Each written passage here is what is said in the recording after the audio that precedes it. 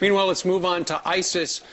You know, I got a feeling the guy who heads up the Joint Chiefs, General Martin Dempsey, once again yesterday gave his boss a bit of heartburn because yesterday he revealed, and just listen to this exchange with Senator Kelly Ayotte, he revealed that despite what we have heard, the mantra from this administration, no boots on the ground, the general actually sees the possibility there could be boots on the ground. Listen to this.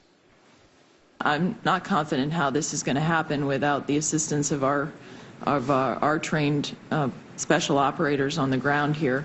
But I appreciate that you've said that you have not ruled this out. I have not, in terms of recommendations. Thank you. Has the president ruled it out? Well, at this point, his stated policy is that we will not have U.S. ground forces in direct combat. So, yes. Including operators in JTAC and embedded on the ground. That's correct. But he has told me as well to come back to him on a case-by-case basis. So he says he would recommend. There might be a case where he would recommend, and he used an example of Mosul. He says if we have trouble getting back Mosul, if the forces on the ground there weren't able to do it, he could see a scenario where we go ahead and we do it. And we already have 1,600 special operators there. Right. They're just not allowed to go out to the front lines with the people that they're directing or training. Wait a minute. Right. You're saying we already have 1,600 boots on the ground? Yeah. Wouldn't that be boots on the ground? Right. It would be boots on the ground. There would be. I would assume they are boots on the ground, unless they're in that Michael J. Fox hovercraft, that skateboard that doesn't allow you to hit I've been the ground. waiting for that, by the way, since Back to the Future 2. Right. That's all I have to say. But back to the point here, you know, I think we're all waiting for some sort of clarity. It seems as though it's a house divided. The General Dempsey's greatest opposition may indeed be this mantra that the president continues to put forward. Take a listen.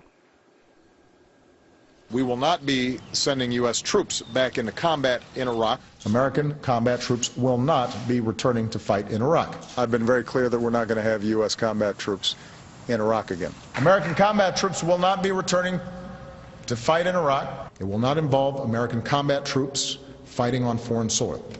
What's curious about that is, well, General Dempsey, being very honest, well, you know, I'll go to talk to him about it, and he might authorize it on a case-by-case basis. When the president has made his case to the American people time after time after time, he never said case-by-case basis.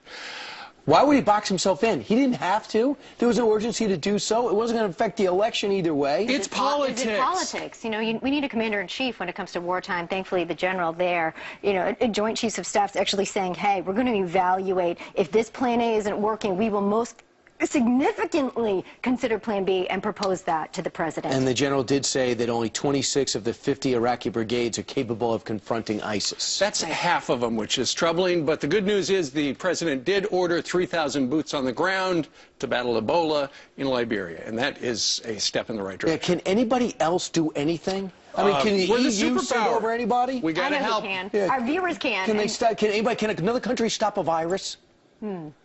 Well, let's hope we can. Could they choose the news? Let's like do our it. friends That's at what home we're right doing now right now have been doing. We have 3 stories right now for you to choose the news. Steve, you brought us the first one. Well, first of all, on Sunday, after RG3 dislocated his knee, he was wearing ankle, that is to say, he was wearing that